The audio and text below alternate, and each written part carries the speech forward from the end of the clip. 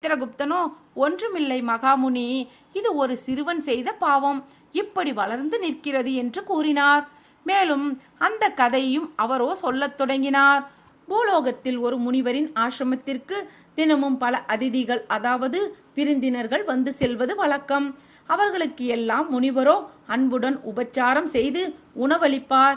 முனிவருக்கு ஒரு மகன் இருந்தான். சிறு பிள்ளையான அவனோ மிகவும் சேட்டைக்காரன்.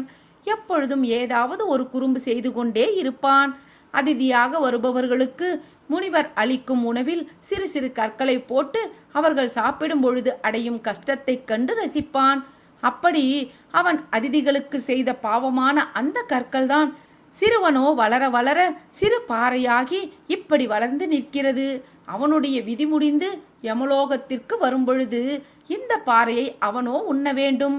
இதுதான் அவனுக்கான தண்டனை என்று சித்திரகுப்தனோ விளக்கமளித்தார்.